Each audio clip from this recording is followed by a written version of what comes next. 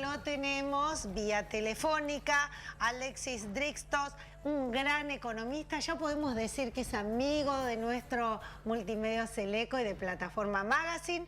Alexis, bienvenidos aquí a Multimedios Eleco. Mili y Cecilia te saludan. ¿Cómo estás? Hola Mili, hola Cecilia, ¿cómo están ustedes? Muy bien. Intentamos por Zoom porque nos gusta verte cuando charlamos, pero bueno, igual te agradecemos mucho estos minutitos. Vos que sos un economista muy avesado y además muy ecuánime en cuanto a las cuestiones que es tu especialidad, el gobierno nacional anunció la segunda parte de este plan, con un anuncio de Caputo que al comienzo, según algunos propios economistas, bueno, el mercado no reaccionó muy bien. Luego salieron desde el gobierno, francos más precisamente, a decir que Massa estaba detrás, Sergio Massa detrás de todo esto. Los mercados se tranquilizaron. ¿Cómo estás viendo vos la situación? Bueno, en primer lugar, lo que sí quiero, que me parece que es importante, es un tema político, que lo tocaste, que la política y la economía están siempre muy ligadas, que hay que ser muy cuidadoso y me preocupó mucho lo que dijo Francos, porque me parece que hacer una acusación de ese tipo es muy grave y requiere de pruebas, porque es algo, no es un tema menor, y me parece que están a veces jugando al límite de cuestiones que no son muy razonables. Saco este tema de lado y voy directo al tema económico. Me parece que las medidas o lo que fue anunciando el gobierno, el mercado lo ve con mucha, no lo ve con mucha claridad el horizonte, y básicamente, ¿sabes por qué? Es porque el tema es que faltan dólares.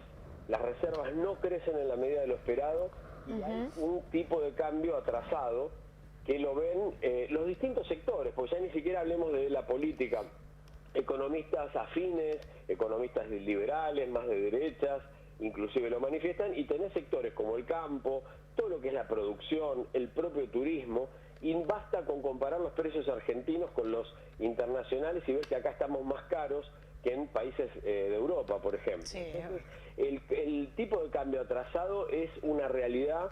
Y para sostener un tipo de cambio con una política con el crawling peg de 2%, vos necesitas tener muchos dólares. A ver, perdón, Alexis, vamos a ir bajando la tierra. Cuando vos decís tipo de cambio atrasado, estamos hablando del dólar oficial, que tiene una gran disparidad con el dólar blue, por ejemplo, y los otros tipos de dólares. Exactamente. Por ejemplo, estamos hablando de un dólar oficial mayorista en torno a los 920 pesos, ponele, y si vos mirás el valor del dólar a fines del año pasado, aumentó un 13, un 14%. Es muy poco en relación a una inflación que, si calculamos un 5% en junio, estaríamos hablando de un 75 y pico por ciento. Entonces, estás dejando que el dólar se atrase contra la inflación, notoriamente. Hoy el dólar oficial, de haber seguido la pauta inflacionaria, tendría que estar casi como el blue, en 1.400 pesos más o menos. Claro. Entonces, esto genera un problema y genera un atraso en materia de liquidación de dólares.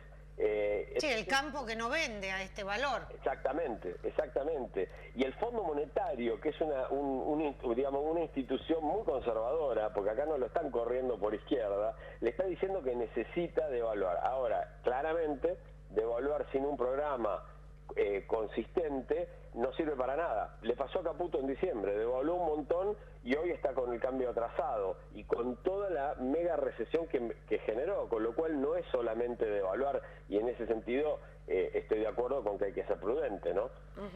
¿Cómo se siente esto en el bolsillo del ciudadano de a pie todos los días? Bueno, se habla mucho, aquí en los medios también, ¿no? El Fondo Monetario, la devaluación, el cambio que está atrasado o no. Bueno, pero ¿cómo el ciudadano dice, qué hago? Este mes de aguinaldo, ¿cómo hago? ¿Qué es lo que puedo hacer para que toda esta situación país me pueda ayudar en algo o perjudicar lo menos posible?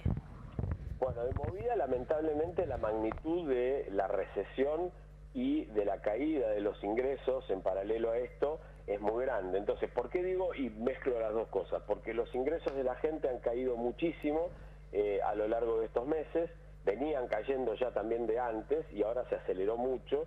Entonces, es muy difícil poder sostener el consumo cuando tenés los precios que se te disparan en relación a tus ingresos. Eso por un lado. Por otro lado, vos tenés que se están readecuando algunos precios como las tarifas, se liberaron precios como el de las prepagas, que se hizo todo un discurso de que se las regulaba y volvieron a aumentar y siguen aumentando nuevamente. Se desreguló todo lo que tenía que ver con internet y telefonía. Están encareciéndose las tarifas, que le pusieron un poquito un freno para frenar la inflación un poco, pero siguen, y hoy tienen más incidencia esos precios regulados de lo que tenían porcentaje antes. A eso sumale que muchos de los cuentapropistas, muchos de los comerciantes están viendo una mega recesión, con lo cual los ingresos de estos que no están en relación de dependencia también lo sufren, y se agrega un componente importante que es el cierre y parada de estructuras productivas, que es grave porque se están cerrando empresas, se están generando muchos despidos, y esto es un poco el comienzo, ¿no? Hay una política que apunta a creer que quizás con la recesión absoluta van a frenar la inflación, y bueno, es una receta que no ha funcionado. Yo siempre quiero recordarle a la gente que la inflación la podés bajar, pero podés tener graves problemas. 2000-2001 fueron años de casi nula inflación, pero un país que se transformó en inviable. Entonces, me parece que la economía debería haber aprendido un poco las lecciones del pasado, y da la sensación de que estamos repitiendo algunos caminos que ya transitamos y no nos fue muy bien. ¿Qué nos espera según tu mirada en este segundo semestre? Yo la verdad que no soy muy optimista. La recomendación que le doy a la gente es que trate de gastar lo menos posible, ahorrar lo más que pueda en moneda dura. El atraso cambiario tarde o temprano se paga en el sentido de que en algún momento terminan devaluando, con lo cual si te sostenés en pesos vas a perder, y mucho. Me parece que no va a haber un financiamiento del exterior. Creo que es un error enorme pensar que el Fondo Monetario va a volver a poner plata en un modelo que es muy inconsistente e insisto, para la ortodoxia, ya ni siquiera para... Bueno, el fondo ha puesto plata en todos los modelos. Pero no lo va a poner ahora porque creo que pagó muy caro el costo político de haberle dado a Macri. Eso es verdad. Por una cuestión política. No lo va a repetir dos veces si no tuviera una certeza absoluta de que se sale. Y me parece que no están dadas las condiciones, por lo menos desde la óptica del fondo, que está diciendo que va a haber un decrecimiento importante de la economía y que el atraso del tipo de cambio es peligroso. Además que lo advierte al gobierno del costo social excesivo que tiene. O sea, parece increíble que el fondo esté diciéndole al gobierno sean más prudentes. Exactamente, no ajusten tanto, ¿no? Esto también con el retraso del cepo, también es como una bola de nieve. Exacto, y aparte de lo del cepo, esto es importante que mencionás, porque cuando se habla de sacar el cepo, a veces parece que los economistas no entendieran que si vos tenés caída de la recaudación, por ejemplo en el IVA, porque el IVA es uno de los componentes más importantes afectado por el consumo, el nivel de actividad.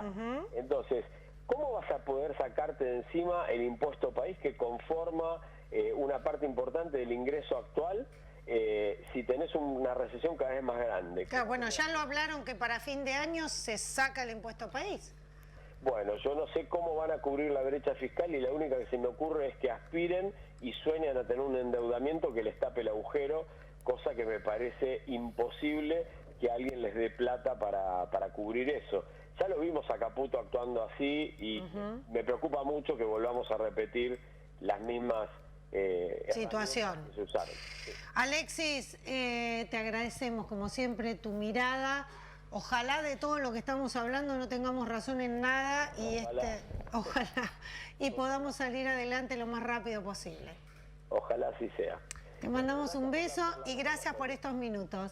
No, por favor, gracias a ustedes. Un abrazo. Alexis Drextos, economista, bueno, dándonos su mirada. Es un gran economista que siempre, bueno, no va ni para un lado ni para el otro. Es muy ecuánime, así nos gusta tenerlo aquí de invitado.